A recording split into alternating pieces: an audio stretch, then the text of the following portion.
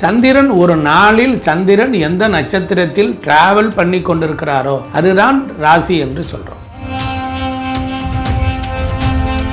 இந்த கோவிலில் உள்ள அம்பாளை வணங்கினால் அவர்கள் வெற்றி பெற்று விடலாம் என்று ஒரு சூட்சுமத்தை ஒளித்து வைத்திருக்கிறார்கள். நாங்க சிக்கி சீட்டி அடிக்கிறோம். எங்களுக்கு ஏன்டா அந்த வறுமை தரித்திரம் பீடையோ எதையாவது ஒண்ணுக்கு எங்களை காப்பாற்றுறதுக்கு ஏதாவது இருக்கா? எங்களுக்கு எந்த ஊரியா? திருவானைக்காவல். காப்பு கட்டி அந்த இறைவனை வணங்கினால், அந்த உருவப்படத்தை வீட்டில் வைத்தால் வெற்றி நிச்சயம். சார் நமஸ்காரம். வணக்கம் வணக்கம் நமஸ்காரம். ரீசெண்டாக நம்ம எங்கே போனாலும் எல்லா இடத்துலையும் என்ன சொல்கிறாங்கன்னா, நமக்கு ஒரு வாழ்க்கையில் ஒரு சக்தி வேணும் அப்படின்னா அம்பாளுடைய துணை இருக்குன்றாங்க. அப்படிதான் கிரகங்களுக்குமே அம்பாளுடைய துணை இருக்குன்றாங்க. மிக முக்கியமாக இப்போ சந்திர பகவான் இருக்காருன்னா அவருக்கு ஒரு அம்பாளுடைய துணை இருக்குது. இப்படி பல்வேறு கிரகங்கள் இருக்குது. அந்த எல்லா கிரகங்களுக்கும் கண்டிப்பாக அம்பாளுடைய துணை இருக்கும்ல. அப்போ எந்தெந்த கிரகங்களுக்கு எந்தெந்த அம்பாளுடைய துணை இருந்தால் நல்லா இருக்கும், இந்த அம்பாலை நம்ம வழிபடும் போது நம்ம வாழ்க்கையில் என்ன மாதிரியான மாற்றங்கள்லாம் ஏற்படும், நம்ம வாழ்க்கையில் என்னென்ன பிரச்சனைகள் இருக்குது, அந்த அம்பாலை வழிபடுறதுனால அந்த பிரச்சனைகள்லாம் எப்படி விலகி போக போகுதுன்றதை உங்ககிட்ட கேட்டு தெரிஞ்சுக்கணும்னு ஆசைப்படுறோம். சரி, நல்லது. ரொம்ப அற்புதமாக நம்ம நேயர்களுக்கு கண்டிப்பாக அதை கொடுத்துருவோம். சிவசிவா. பரந்தளந்த சமன்புதலாம் பரசமய இருள் நீங்க சிறந்தளவு செய்வநெறி திருநீற்றின் ஒளி விளங்க அறந்தைகட புகழியர்கோன் அமுது செய்ய திருமுளைப்பாள் சுரந்தளித்த சிவகாம சுந்தரி பூங்கழல் போற்றி பூங்கழல் போற்றி போற்றி. திருச்சிற்றம்பலம், தில்லையம்பலம், ஓம் சக்தி, பராசக்தி. அதாவது சந்திரன் அப்படிங்கிறது மாதாவை குறிக்கக்கூடியது. 12 ராசிகளில் இப்போ மேசராசி, மேசராசியில் அப்படின்னு சொல்கிறதுக்கு தகுதி எது? மேசராசி, நான் ரிஷபராசி அப்படின்னு 12 ராசி பேர்களை சொல்கிறோம்ல. அந்த ராசி மண்டலம் என்பது 12 மண்டலம் இருக்கிறது. மேசம், ரிஷபம், மிதுனம், கடகம், சிம்மம், கன்னி, துலாம், விருச்சிகம், மகரம், கும்பம், மீனம். இப்படி 12 மண்டலங்கள். நெருப்பு மண்டலம், நிலமண்டலம், நீர் மண்டலம், காற்று அப்படின்னு பிரிக்கிறாங்க. அதற்கு ஒரு சக்தி இருக்கும் இல்லையா? நெருப்புக்குன்னு ஒரு சக்தி. இங்கே மேசத்தில் போய் சூரியன் இருந்தால் மேசராசின்னு சொல்கிறது இல்லை. சந்திரன் என்ற ஒருவரை வைத்துத்தான் ராசி என்று சொல்கிறோம். சந்திரன் என்றால் அதாவது நவக்கிரகங்களில் சூரியனுக்கு பூமிக்கு அருகில் இருக்கக்கூடியது. அந்த சந்திரன் தான் நவகிரகங்கள் ஒளியை வாங்கி நமக்கு கொடுக்குறார். கண்டிப்பாக. அப்போ அந்த சந்திரன் மேசத்தில் சந்திரன் இருந்தால், அதாவது 27 நட்சத்திரங்கள், ஒரு 7 கிழமைகள், 24 மணி நேரம், 48 மணி நேரம், காலை பகல் அப்படிலாம் பிரிச்சிருக்காங்க. சூரியன் ஓடிக்கொண்டே இருக்கும்போது எத்தனை மணிக்கு ஒரு 1:10 அப்படின்னு கேட்டால் ஒரு மேச லக்கணம் அப்படின்னு சொல்லுவோம். அந்த லக்கணத்தில் அந்த நேரம் போகும்போது சந்திரன் ஒரு நாளில் சந்திரன் எந்த நட்சத்திரத்தில் டிராவல் பண்ணி கொண்டிருக்கிறாரோ அதுதான் ராசி என்று சொல்கிறோம். சந்திரனை வைத்துத்தான் ராசி. இப்போ நீங்கள் கேட்ட கேள்விக்கு நான் இப்போ பதில். பொதுவாக ஒரு ராசி இருக்குது, ஒரு சந்திரன் பிறந்துட்டார், அந்த ராசியை காப்பாற்றக்கூடிய ஆற்றல், ஒரு எனர்ஜி, ஒரு சக்தி ஒரு அம்பாளுக்கு உண்டு. சந்திரன் என்றால் அம்பாள், தாயை குறிக்கக்கூடிய கிரகம், தாய்மையை குறிக்கிறது. அன்னை பார்வதியை குறிக்கக்கூடியது. சந்திரனுக்கு அதிதேவதை பார்வதி. ஒவ்வொரு ராசிக்கும் ஒவ்வொரு கடவுள்கள் இருக்கிறார்கள். 12 ராசிகள் பறந்து விரிந்து கிடக்கின்றன. உலகமெங்கும் இறைவன், ஏன் அந்த காலத்தில் எல்லாரும் கோவில் கட்டி அதாவது அம்பாளையும் சுவாமியும் நிலைநிறுத்தி வைத்திருக்கிறார்கள். நவகிரகங்களையும் கொண்டு போய் வடகிழக்கு திசையிலே வைத்திருக்கிறார்கள். இறைவனுடைய வழிபாட்டிலேயே, சிவாலய வழிபாட்டிலேயே எடுத்துக்கொண்டால், நாம் தலைவாசல் வழியாக வந்தவுடனே இடதுகை பக்கம் பார்த்தால் அங்கு சூரியன் இருப்பார். நாம் சூரியனில் ஆரம்பித்து திருப்பி முடித்து வரும்பொழுது சந்திரனில் முடியும். இங்கே ஒரு வாசலில் 2 பக்கம் பார்த்திங்கன்னா சந்திரனும் சூரியனும் இருப்பார்கள். எல்லா சிவாலயத்திலும் இருக்கு. அப்போ அது ஒரு சக்தி. அந்த சக்தி வந்து மேச ராசிக்கு எந்த அம்பாள், ஒரு ராசியே கெட்டு போச்சு, 7.5 சனி நடக்குது, ஜென்மச்சனி நடக்குது, நேரங்காலம் சரியில்லை அப்படின்னு நிறைய புலம்புவார்கள். ஆனால் பெரியோர்கள், ஆன்மீக சாதனையாளர்கள் இந்த கோவிலில் உள்ள அம்பாளை வணங்கினால் அவர்கள் வெற்றி பெற்று விடலாம் என்று ஒரு சூட்சுமத்தை ஒளித்து வைத்திருக்கிறார்கள். அந்த காலத்தில் ஒரு கதை சொல்லுவாங்க. ஒரு மந்திரவாதி இருந்தான், 7 கடல் 7 மலை தாண்டி ஒரு மரம் இருக்கும், அந்த மரத்தில் ஒரு கிளி இருக்கும், அந்த கிளியினுடைய கூட்டில் தான் அந்த மந்திரவாதியினுடைய உயிர் இருக்குது அப்படியெல்லாம் சொல்லுவாங்க. அதுபோல் மயில் ராவணன் கதையிலையும் சொல்லுவார்கள். மயில் ராவணனை அழிக்கணும் அப்படிங்கும்போது ஆஞ்சநேயர் பெறப்படுவார். அப்போ என்ன சொல்வார், 7 கடல் 7 மலையை தாண்டி அங்கே ஒரு ஆந்தை இருக்கும், அந்த ஆந்தையை கொண்டுட்டு வந்து மயில் ராவணன் நெஞ்சில் வச்சு ஒரே தேய்ச்சோம்னா அவன் செத்துருவான் அப்படின்னு மயில் ராவணன் கதையில் வரும். இப்போ இதுபோல் மேசராசிக்காரர்களுக்கு அவர்களை காப்பாற்றக்கூடிய பராசக்தி யார் என்றால் அப்படின்னா உண்ணாமுலை அம்மன். மேசராசிக்கு உண்ணாமுலை அம்மன் என்பது திருவண்ணாமலையிலே இருக்கக்கூடிய தாயார். உண்ணாமுலை உமையாளோடும் உடனாகிய ஒருவன் அப்படின்னு பாட்டே வரும். உண்ணாமுலை உண்ணாது கொடுத்தாள். அது என்ன உண்ணாமுலை? விநாயகருக்கும் முருகனுக்கும் தன்னுடைய பயோதகத்தில் பால் சுரக்கும் அங்கத்தில் நேரடியாக அந்த பாலை குடிக்க விடவில்லையா அம்பாள். பாருங்க, பொற்கிண்ணத்தில் கறந்து கொடுத்தாள் அப்படின்னு தான் வரும். அதனால தான் உண்ணாமுலை அம்மன்.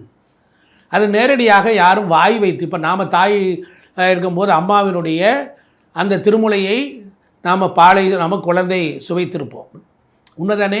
கண்டிப்பாக. ஆனால் பராசக்தி என்பவள் எச்சில் படாதது அவளுடைய உண்ணாமுலை அம்மன். அவளுடைய அந்த இதை ஒரு பெண்ணினுடைய மார்பகத்தை பற்றி வர்ணித்து சொல்லுகிறார்களே, இது கேவலம் இல்லையா என்று கேட்டுவார்கள். ஆனால் எல்லாம் தெரிந்து கொள்ள வேண்டும். அது உண்ணாமுலை. அப்போ என்ன அர்த்தம்? அண்ணாமலை அப்படின்னா என்ன அர்த்தம்? அண்ணுதல்னா நெருங்குதல்னு அர்த்தம். அண்ணுதல்னா நெருங்குதல். நெருங்க முடியாத மலை திருவண்ணாமலை அப்படி இருந்தது. அதான் அண்ணுதல்னா நெருங்குதல். அண்ணா அப்படின்னு நெருங்க முடியாது. உண்ணுதல் அப்படின்னா உண்ணும் முலை, பால் குடிக்கலாம். எங்கள் அம்மாவோட நாங்கள் பால் குடிச்சிருப்போம், எல்லாருக்கும் இயற்கையிலே உண்டு. ஆனால் உண்ணாமுலை அம்மை என்கிற திருவண்ணாமலையில் இருக்கக்கூடிய தாயாருடைய அவளுடைய வயோதகத்தை ஏன் அவருடைய குழந்தைகளாகிய விநாயகர் முருகன் யாரும் பால் குடிக்கவில்லை. ஞானசம்பந்த பெருமான் வந்து ஒரு குளக்கரையில் வந்து குழந்தையாக இருக்கிற போது அழுகிறாள். பாலுக்கு பாலகன் வேண்டி அழுகிறார். அப்பொழுது சுவாமி வந்து காட்சி கொடுத்து ஒரு பொற்கிண்ணத்தில் பாலை கறந்து கொடுத்தார்னு வரும். கறந்து கொடுத்தார்னு வரும். தோடுடைய செவியன் விடை ஏறி ஒரு தூவன் மதிசூடி காடுடைய சுடலை பொடிபூசி என் உள்ளம் கவர் கள்வன் ஏடுடைய மலரால் உன்னை நாள் பணிந்து ஏத்த அருள் செய்த பீடுடைய பிரம்மாபுரம் மேவிய பெம்மான் இவனன்றேன் வரும். அப்படி சொல்கிறார். ஒருவனுக்கு வந்து உடனே கொடுக்கல. அம்பாள் வந்து குழந்தை அழுதா உடனே அம்பாள் ஓடி வந்து கொடுத்துருவாள. பல வருடங்கள் இறைவனை வணங்கி வணங்கி நாள் பணிந்து ஏத்த இன்றைக்கி அருள் செய்திருக்கிறார். அதனால் நாமெல்லாம் பல பல பிறவிகளிலே இறைவனை அழுது தொழுது வணங்கி வழிபட்டால் மட்டும்தான் இப்பொழுது நல்ல வாழ்க்கை கிடைக்கும், நல்ல மனைவி கிடைக்கும், நல்ல குழந்தைகள் கிடைக்கும், நல்ல தாய் தந்தையரை கிடைக்கும். அதனால் புண்ணியம் செய்வாருக்கே புண்ணியம் அமையும், தவம் செய்வாருக்கே தவம் வாய்க்கப்படும். அந்த மாதிரி மேசராசி அன்பர்கள் உண்ணாமுலை அம்மையை சென்று காப்பு கட்டி வணங்கி வழிபட்டு வீட்டிலே விரதம் இருந்து அந்த கோவிலுக்கு 5 கிலோமீட்டருக்கு முன்னதாக நடந்து சென்று காலால் செய்த பாவம், உடம்பால் செய்த பாவம். நெருப்பு ராசி மேசராசி. அப்போ உண்ணாமுலை அம்மையை என்ன செய்யணும்னாரு, அங்கே பொறுத்தளவில் தீபம் ஏற்றி வழிபடணும். நெருப்பு தீபம் ஏற்றி வழிபடலாம், யாகம் செய்தும் வழிபடலாம். நல்லா கவனிக்கணும். அங்கே நடக்கிற விசேஷங்கள்லாம் கலந்து கொள்ளலாம். அப்படி அந்த உண்ணாமுலை அம்மையை இடைவிடாது யான் உன்னை தொடர்ந்தேன் சிக்கனம் பிடித்தேன் நீ எங்கு எழுந்து அருள்வது இனியங்கிற மாதிரி பிடித்து கொண்டு அவள் நாமத்தை 108 நாமம் உண்ணாமுலை அம்மைக்கு உண்டு. அவளை சொல்லி அவளுடைய பதிகங்கள் உண்டு. அதை பாடி தினந்தோறும் வழிபட்டால் 7 வாரங்கள் வழிபட்டு, செவ்வாய்னா 7 வாரம் 7 வருடங்கள், அப்போ 7 வாரங்கள் வழிபட்டு விரதம் இருந்து நோன்பு நோர்த்து அப்புறம் அந்த உண்ணாமுலை அம்மையை பிடித்து கொண்டால் எவ்வளவு கஷ்டம், வறுமை, தரித்திரம், பீடை எல்லாத்தையும் துவம்சம் பண்ணிடுவாள். இப்போ நான் சொன்னது போல் அடுத்து ரிஷபராசி அன்பர்களுக்கு அவர்களுக்கு ஒரு சக்தி உண்டு. அவர்கள் பல வருடங்களாக ரிஷபராசிக்காரர்கள் பல பல பிறவிகளிலே எந்த தெய்வத்தை வணங்கியிருப்பார்களோ அதற்குரிய தெய்வம். மேசத்துக்கும் அதே போல் தான். ஒரு மனிதன் மேசத்தில் பிறகு அப்போ ஃபாரினில் பிறந்தவனுக்கு என்ன கணக்கு? வட்டார வழக்குகளின் அடிப்படையில் மொழி பேசும் இந்த ஊர்களின் அடிப்படையில் நாம் எல்லாம் ஒரு வகுப்பை சார்ந்தவர்கள் என்று இருக்கிறது. அதை சித்தர்கள், மகான்கள், அருளாளர்கள், ஜீவன் முக்தர்கள் வழி வகுத்து தந்திருக்கிறார்கள். அப்போ ரிஷபராசிக்கு காஞ்சி ஏகாம்பரேஸ்வரி, காஞ்சியில் இருக்கக்கூடிய காமாட்சி அம்மன், காஞ்சி காமாட்சி காசி விசாலாட்சின்னு சொல்கிறோம்ல, காஞ்சியில் இருக்கக்கூடிய காமாட்சி அம்மன் ரிஷபத்துக்கு அது நில வீடு. அங்கே போய் விரதம் இருந்து, இதே போல் விரதம் இருந்து 10 நல்லா கவனிக்கணும். அது சந்திரன் உச்சமடைகிற வீடு, சந்திரன் மூலத்திரிகோண வீடு. ஒரு 10 நாள் நோன்பு இருந்தாலும் போதும். இப்படி விரதம் இருந்து அந்த காஞ்சி காமாட்சியை பிடித்து கொள்ள வேண்டும். அந்த கோவிலில் அம்பாளை எப்படி முறையாக வழிபடணும், விரதம் இருக்கணும் என்பதை தெரிந்து காப்பு கட்டி அந்த இறைவனை வணங்கினால், அந்த உருவப்படத்தை வீட்டில் வைத்தால், வேலை செய்கிற இடத்தில் வைத்தால் வெற்றி நிச்சயம். மிதுன ராசி அன்பர்களுக்கு சிவகாமி அம்மன் எப்படின்னா, தில்லையில் கூத்தனே தென்பாண்டி நாட்டானேன்னு சொல்கிற மாதிரி தில்லையில் இருக்கக்கூடிய ஆனந்த நடராஜர் சிவகாமி தாயார். அந்த இருக்க சிவகாமி தாயாரை போய் அவளை பிடித்து கொண்டு வணங்கி வழிபட்டால் மேன்மை உண்டாகும். கோயிலுக்கு ஏதாவது செய்யலாம். காற்று ராசி வீடு, அங்கே காற்று மனோன்மணியாக அங்கே அம்பாள் செயல்படுவார். அதனால் கோயிலுக்கு தூப தீபங்கள்லாம் ஏற்றலாம். இதே போல் விரதம் இருந்தும் போய் வணங்கி வழிபடலாம். அம்பாளுக்குரிய போற்றிகள்லாம் அங்கேயே போட்டிருப்பார்கள். பாடல் பெற்ற ஸ்தலம். அதனால் அப்பர், சம்பந்தர், நாவுக்கரசர், சுந்தர், மாணிக்கவாசகர் எல்லோரும் பாடியிருப்பாங்க. அந்த பாடல்களை சேகரித்து நீங்கள் படிக்கலாம். வாழ்நாள் முழுவதும் உங்களுக்கு அனுக்கிரகம் செய்வாள். அடுத்து கர்க்கடகம் என்று சொல்லக்கூடிய கடகராசி. அதில் சங்கரங்கோவில் இருக்கிற கோமதி அம்பாள், சங்கரங்கோயில் இருக்கக்கூடிய கோமதி அம்பாள், அதையும் நான் முன்னை சொன்ன ராசிகளின்படியே இதெல்லாம் கேட்டு வந்து அதன்படி இதரையும் கை கொண்டு எழுந்து வணங்கி வழிபட்டால் சங்கரங்கோயில் கோமதி அம்பாள் படத்தை வைத்துக்கலாம். ஆடி தபசுக்கெல்லாம் போகலாம். அந்த கோவில் தான் உங்களுக்கு, ஒருவேளை குலதெய்வம் தெரியலைன்னா இதே உங்களுக்கு குலதெய்வம். யார்? முன்னை பழமைக்கும் முன்னை பழம்பொருளாய் பின்னை புதுமைக்கும் பெற்றின்ப பெற்றகமாய் சொல்கிறார்ல.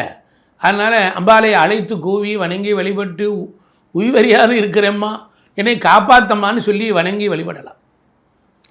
அதே போல் சிம்மராசிக்காரர்கள் திருநெல்வேலியில் இருக்கக்கூடிய காந்திமதி தாயார் பிள்ளை தமிழ் பாடலாம். காந்திமதி தாயாருக்கு போற்றி உண்டு. அங்கே போய் 2 நாள் தங்கலாம். கோவில் கொடை அன்னதானத்துக்கு பணம் கொடுக்கலாம். கோயிலில் திருவிழா நடந்த போகலாம். அங்கே தங்கி இருந்து வழிபடலாம். அதுதான் குலதெய்வம். உன்னை எப்படியும் கைப்பிடித்து கரம் பிடித்து உன்னை உயர்த்தி விடுவாள். அப்பா காந்திமதி தாயார் நெஞ்சு நினைக்கிறது. அந்த ஊரில் தான் பிறந்தேன், நான் போய் பாம்பேயில் இருக்கேன் சாமி, மகாராஷ்டிராவில் இருக்கேன், அவள் தாண்டா அவனுடைய குலதெய்வள். அந்த மண்ணை எடுக்க வேண்டாம், அவளுடைய உருவப்படம் வச்சு அதை கொண்டுட்டு போய் வச்சு ஃபோட்டோ போட்டு விளக்கேற்றி பூமாலை சாற்றி அழுது தொழுது வணங்கி வழிபட்டால் அவள் உன்னை எந்த நிலையிலையும் காப்பாற்றி விடுவாள். கோடி மைல்களுக்கு அப்பால் இருந்தாலும் அவளுடைய பார்வை கருணையோடு வந்து உன்னை தொட்டு தட்டி அண்டி அரவணைத்து உன்னை முத்தம் குறிப்பாளடா, காப்பாற்றி விட்டுருவாள். கன்னிராசி நேயர்களுக்கு அப்போ அதுக்கு என்ன செய்யணும்? கன்னியாகுமரி பகவதி அம்மன், காத்தியாயனாய வித்பகே கன்னியாகுமாரீச்ச தீமிகே தன்னோ துர்க்கி பிரஜா. கன்னியாகுமரியில் இருக்க பகவதி, இந்த அம்மே பகவதி நாராயணி, அந்த படத்தை வச்சுக்கலாம். எல்லா உயிர்களையும் காப்பாற்றும். ஒருத்தனுக்கு தொழிலே சரியில்லை, கடனாக இருக்குது, வயிறு உபத்திரம், கன்னியாகுமரி துர்க்கையை வச்சா நல்லதே நடக்கும். அடுத்து துளாராசி அன்பர்கள், அவர்கள் மதுரையில் இருக்கிற மீனாட்சி, எங்கள் அம்மா ஐயா மீனாட்சி. நீரில் வாழும் இனம் மீன், நீரில் வாழும் இனம் மீன், நீரில் வாழும், நீரில் வாழக்கூடிய மீன் கண் இமைக்காது இருக்கும். தண்ணியில் தான் இருக்கும், கண் இமைக்காது, தூங்காது இருப்பாள். தூங்காது விழித்திருக்கக்கூடிய மீனுடைய கண்களைப் போல் எப்பொழுதுமே அவள் விழித்திருப்பாள். கண்ணீரில் வாழக்கூடிய நம் மனிதர்களை காப்பாற்றக்கூடியவள் மீனாட்சி. சொத்து டாக்குமெண்ட்டு வாங்கி வாக்கட்டை போட்டான், பத்திரத்தில் கோளாறு, வேலையில் என்னை ப்ரமோட் பண்ணிவிட்டான், எனக்கு வர வேண்டிய பதவி ப்ரமோஷன்னார். அம்பாள்கிட்ட போய் தஞ்சமட போய்யா எல்லாம் காப்பாற்றிடுவா மீனாட்சி. கருணையே வடிவம் கிளி. எப்படி அடுத்து விருச்சிக ராசி சொல்லவே வேண்டாம், கால கழிவு ராசி. 4ஆம் இடம் உற்பத்தி பண்ண கழிவுகள்லாம் இருக்கும்ல, அது கழிவு ராசி விருச்சிக ராசிக்காரை மாதிரி யாரை பார்த்தாலும் காலமெல்லாம் புலம்பி தைக்கிறான். அவனை காப்பாற்றக்கூடியது யாருன்னா, ஐயா என்னை பெற்ற ஐயா விருச்சிக ராசிக்காரர்கள் காளகஸ்தியில் இருக்கிற ஞானாம்பிகையை போய் வணங்குங்கய்யா. காளகஸ்தியில் இருக்கிற ஞானாம்பிகை அவளை இருக்க பிடிச்சிக்கோங்க. தனுசு ராசிக்காரன் பாபநாசம்னு இருக்கு, எங்கே கும்பகோணம் பாபநாசம் இல்லையா, அது பொதிகை மலையிலேருந்து உற்பத்தி ஆகுதில்ல பாபநாசம். அங்கே இருக்கிற உலகம்மை பாபநாசம் தனுசு ராசிக்காரனை காப்பாற்றக்கூடியது பாபநாசம் உலகம்மை. கோயிலுக்கு போ, தண்ணி 24 மணி நேரம் ஓடும், குழி, நல்லா கும்பிடு, வெட்டியை கட்டு, சாமியை கும்பிடு, அம்பாலை சுற்றி வா, விளக்க போடு, உன் சக்திக்கு ஒரு 10 பேருக்கு தர்மம் பண்ணியா பண்ணு. அங்கே 6 முறை உட்காரு, ஒரு நாள் முழுவதும் படுத்துரு. அம்மா அவன் பிள்ளை வந்திருக்கே 7 7 14 பிறவியில் நான் படாத கஷ்டம் இல்லைம்மா, நொந்து போய் வந்திருக்கிறேன், என்னை காப்பாற்றுமா அப்படின்னு நெடுஞ்சான விழுந்தார். அம்பாள் பாப்பா தொட்டு தட்டி மடியில் உட்கார வச்சு, போடா இனிமேல் உன் நிழலாக நான் வருவேன் அப்படின்னு சொல்லுவார். இப்படி தனுசு ராசியை காப்பாற்றக்கூடிய உலகம்மை. திருப்பி கேட்குறீங்களா எங்கன்னு? பாபநாசம் சாமி 2 பாபநாசம். நான் தான் சொன்னேனே, அந்த திருநெல்வேலி பாபநாசம், பொதிகை மலை, அகத்தியர் அங்கே இருக்கு இல்லையா, அங்கே. சரி, இந்த மகர ராசிக்காரன் நாங்கள் சிக்கி சீட்டி அடிக்கிறோம், எங்களுக்கு ஏன் தான் அந்த வறுமை தரித்திரம் பீடையோ, ரொம்ப நொந்து போயிட்டோம் சாமி, ஐயா எதையாவது உனக்கு எங்களை காப்பாற்றுறதுக்கு எதாவது இருக்கா, எங்களுக்கு எந்த ஊரியா அப்படின்னா திருவானைக்காவல் அகிலாண்டேஸ்வரி வேலூரில் இருக்குது. போ, எங்கே இருக்குது? திருச்சியில் இருக்குது, திருச்சிராப்பள்ளி. எப்படி அகிலாண்டேஸ்வரி அம்பாள் சூப்பராக இருக்குது. அங்கே கைலாயத்திலிருந்து கொண்டு வந்த ஒரு நாவல் மரம் இருக்குது, அங்கே போய் உட்காரு, தொட்டு பிடிச்சி முத்தம் கொடுத்து கட்டி பிடிச்சி அட்ட தரித்திரம் போயிடும். அப்போ மகர ராசிக்காரனுக்கு திருவானைக்காவல் அகிலாண்டேஸ்வரி சாமி. இந்த கும்பம் கும்பம் கும்பம் அப்படின்னா என்ன அர்த்தம்? எல்லா ராசியும் தான் மாட்டிக்கிட்டு முழிக்குது.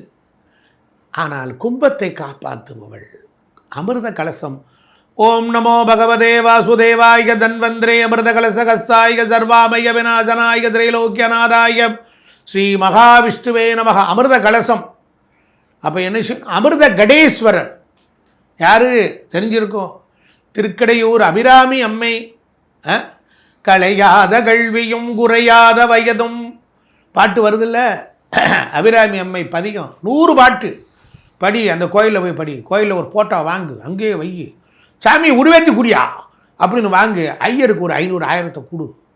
ஆமாம், அங்கே சாமியை கும்பிடு, தலையில் தூக்கி வச்சுட்டு வா, வீட்டில் கொண்டாந்து பிரேம் போடு, மாட்டு பாட்டை படி. இந்த படத்தில் வருவான்ல, மரியத்த கலியத்தாங்கிற மாதிரி அபிராமி அபிராமி அபிராமி அபிராமின்னு அபிராமி அபிராமி சொல்லு, சாமியை கும்பிடு, காப்பாற்றிடுவோம். மீனராசி என்னையா? மீனராசி மீனம் கடற்கரையை ஒட்டி இருக்கிறது.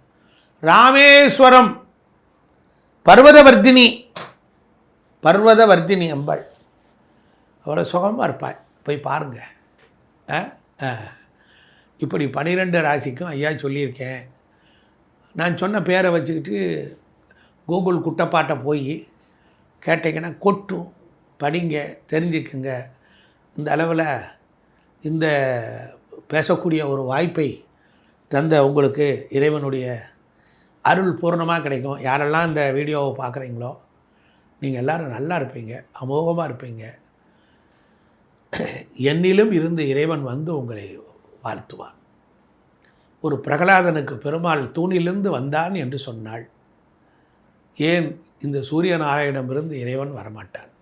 அருள் எனும் பெரும் வள்ளந்தனை வழங்க வந்த மூல பண்டாரம் அம்பாள் மனோன்மணியாக இருக்கிறாள். சந்திரன் குறை உள்ளவன், 15 நாள் தேய்வான், 15 நாள் வளருவான்.